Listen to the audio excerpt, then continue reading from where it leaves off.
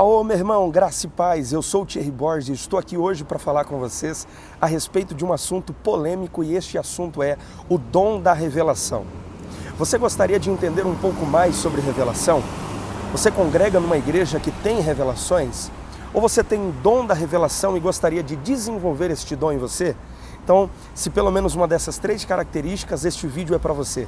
Se você gostar, deixa aqui o seu like, o seu comentário e marque alguém para entender um pouco mais sobre o dom da revelação.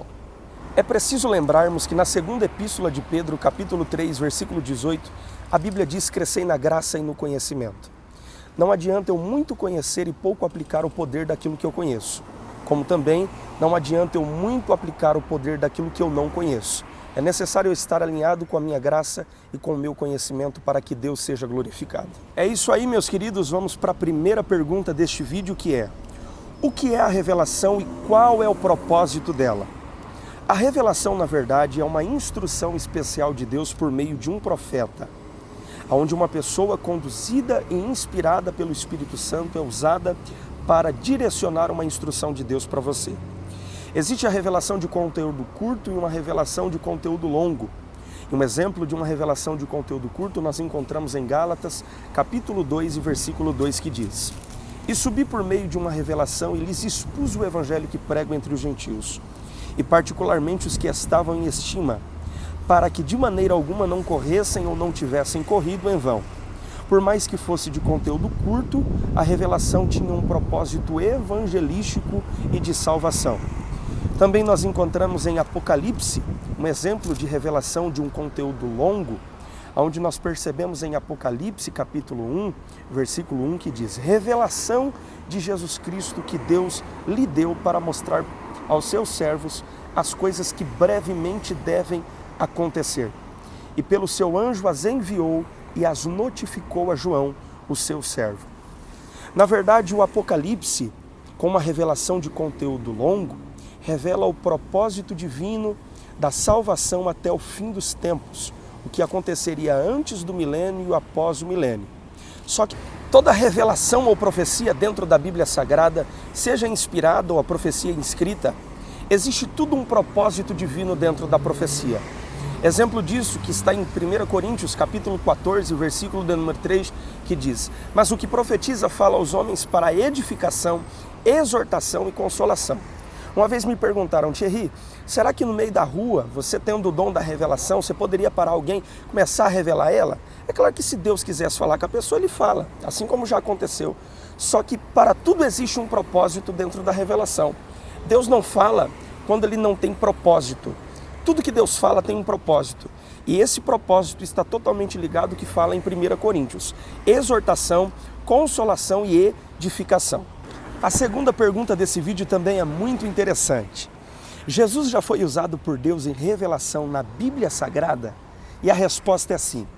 Nós temos prova disso em Lucas, capítulo de número 5, versículo 27 adiante, quando Jesus foi pagar o imposto e havia um judeu sentado na recebedoria. Jesus olhou para ele, chamou ele pelo nome e disse: Levi, segue-me. É claro que na mesma hora ele deve ter se assustado. Ao invés de Levi ter feito teologia, ele fez economia. Foi contratado pelo Império Romano para ser cobrador de impostos. Na época, o Império Romano contratava os judeus para extorquir o próprio povo judeu. É por isso que os judeus não gostavam de cobrador de impostos. Ficavam dois guardas pretorianos, um à direita e outro à esquerda daquele homem, para resguardar não só a identidade dele, mas a sua própria segurança. Porque se alguém soubesse a identidade dele, poderiam perseguir e matá-lo. Não tinha nenhum crachá no seu peito ou nenhum nome na sua banqueta de recebedoria. E talvez ele deve ter se perguntado: como é que ele sabe o meu nome? Eu imagino Jesus olhando para ele e dizendo: cara, eu sei muito mais do que o teu nome. Eu sei do teu passado, sei do teu presente. Se você quiser, eu posso escrever um futuro de excelência para você. Em Lucas, capítulo de número 19, versículo 1 em diante, nós encontramos um homem que subiu na árvore, chamado Zaqueu. Ele não só subiu ali porque ele era de baixa estatura. Ele subiu ali também para se esconder dos judeus. Porque antes de Jesus passar, a informação havia passado primeiro do que ele. Então, quando Jesus passou por ali, a Bíblia diz que quando ele olhou para cima, chamou o homem pelo nome e disse: Zaqueu, desce depressa, porque hoje me convém pousar em tua casa. Perceba que o propósito de Jesus revelar o nome de Levi, o nome de Zaqueu, não foi apenas para mostrar para as pessoas que ele sabia o nome e a história deles. Porque a Bíblia diz que Levi levou Jesus para a casa dele e fez ali um banquete.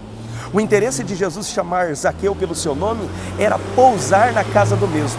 Porque para toda revelação existe um propósito de salvação. Porque além de Jesus mostrar que te conhece, ele tem o interesse de entrar dentro da tua casa. Em João, capítulo de número 4, versículo 16 em diante, nós acompanhamos um diálogo entre Jesus e a mulher de Samaria. Ele olha para ela e diz: chama o teu marido e vem cá. Ela respondeu dizendo: eu não tenho marido. Ele olhou para ela e disse: respondeste bem, porque tiveste 5 maridos e o que tens agora não é teu. Ela olhou para Jesus e disse: vejo que tu és profeta, Senhor. Os nossos pais já adoraram nesse monte, e vocês dizem que Jerusalém é o lugar de adorar. Perceba que o propósito divino da revelação, além de exortar, além de edificar, além de consolar, revela o propósito divino de adoração do indivíduo para Deus.